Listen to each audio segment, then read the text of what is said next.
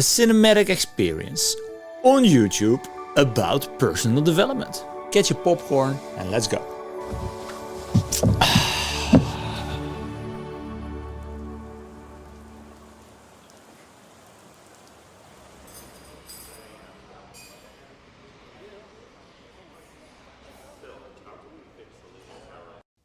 I know it's about being inactive, but this is really inactive.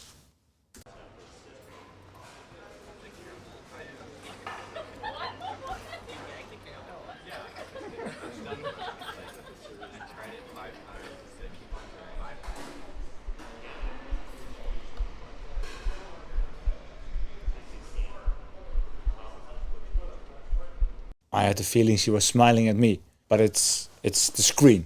We'll move on.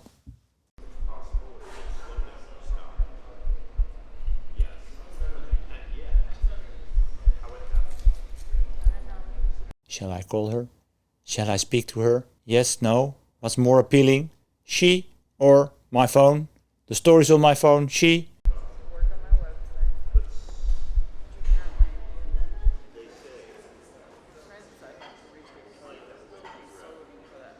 She's disappointed. You can see.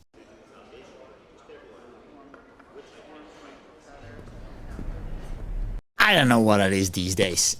20 years ago, when I was giving training and we had a break, people started talking to each other. And nowadays everybody's like, oh yeah, we have a break. Let's go on the phone, let's go on the phone. Even if people are a little bit disappointed, let's get the phone. When they have to wait for 3 minutes, let's go on the phone.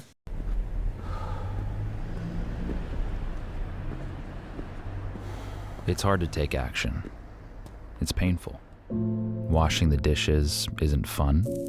Meditation can be tedious. Waking up early is hard. The discomfort we Okay, it's getting a little bit depressive over here. Feel in the face of action often paralyzes us from doing anything at all, so we sleep in. We get lost in the rabbit hole of YouTube, TikTok, Instagram, letting clickbait decide for us what our next move will be, while our lives slip into disarray. We resign to inaction as the solution to avoid. I remember a story from yesterday. I had a participant, he is a manager, and he told me, yeah, we had a new hire. The new hire was there for 2 or 3 days, and there was a system breakdown, so the computer was not doing what it's supposed to do. The new hire just decided, I'm going to pick up my phone and I'm going to watch on Netflix. My participant asked him, what are you doing? And he said, yeah, my computer is broke. So I thought, well, let's watch some Netflix. Talking about being disconnected. Wow. Avoid the pain of action, subconsciously aware of the fact that our stagnation breeds destruction. By avoiding the pain of action, we allow something worse to fester. The horror of watching opportunities pass us by. Our relationships grow distant, our bills stack up, our families grow old. Pain is all around. What is so interesting about this video, it makes perfectly clear that we really need to think where our actions are coming from. Why is it? The thing is that if you make a decision, you think, okay, I made a decision and I thought about it, right?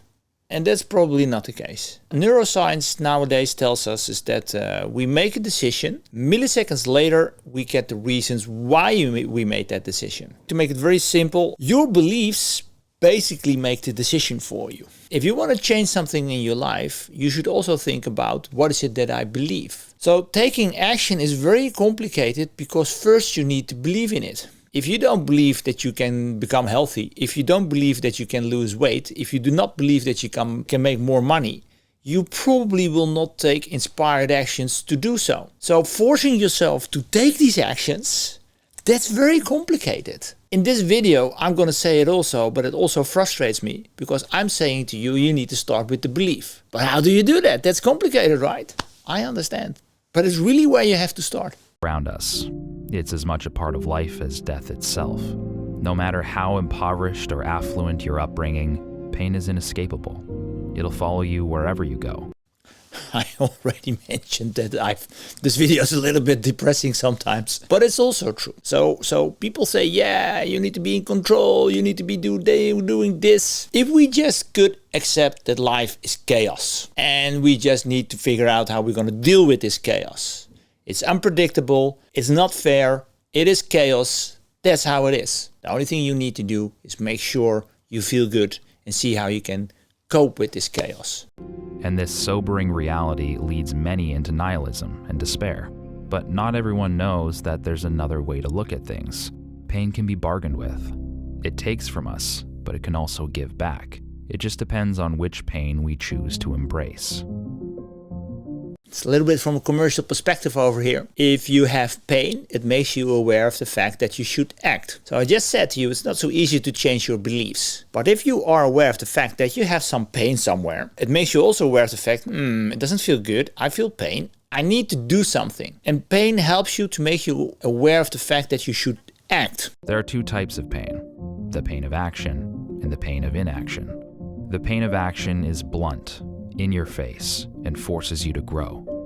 For every hour we suffer through sharpening our skills, being proactive, and restoring order, we don't reduce the amount of pain we face, but rather we take it on the chin. We sign up for it up front, and because of this voluntary acceptance, day after day, we gain the strength to shoulder it.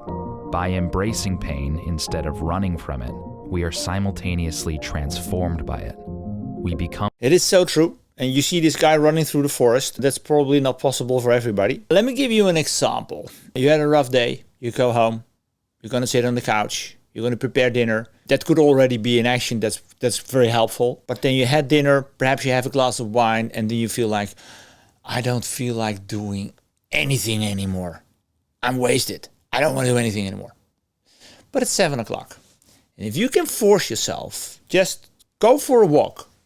15 minutes. 30 minutes. That makes already such a big difference. That's what the guy's talking about. Someone we are proud of, someone that others can depend upon, which in turn gives meaning to the pain. And it's this feeling of growth and progress that helps us feel useful to ourselves, useful to others, which gives the suffering a purpose. I'm a big fan of running. I've been doing that for the last 20 years. I have to say that I think it really transformed my life because it forces you to start. You know that if you start running, it is hard. The first kilometer is always a little bit painful, but you know the rewards are big once you have done your running. What I was just thinking about is just a brain fart. If you already have these kind of things in place, it's easy. But especially for those of you are really trying to figure out how can I get started. It's not so easy. So go for a walk every day, 15 minutes. Start with 15 minutes, make it 30 minutes after some time. Perhaps if you're able, start running, face the pain. Face the pain. The pain of inaction, however, is the pain that eats away at you. A poison. It's slow burning, draining your will and decaying. I must say, this video, it is really a cinematic experience. Wow. Well, he's talking about inaction. I have an opinion on that. Let's see. Your soul. By descending into apathy, things disintegrate. Entropy. By letting ourselves go, we lose self-respect. Negligence. By vegging out on the couch for days on end, things fall into disorder. Inaction is the holiday of fools who trade temporary discomfort for long-term existential suffering. So which pain will we choose? Action is a life-giving breath. Inaction is a slow death.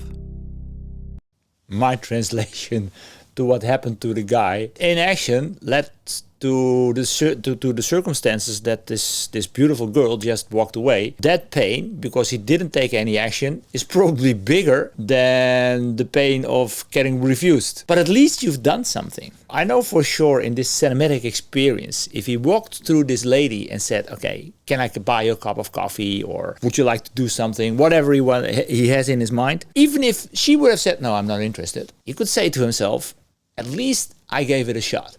Inaction is really killing you. Sometimes it's just better that you regret the decision to do something than that you regret it because you didn't do anything. Do something. act. See you in the next video. Make sure you subscribe.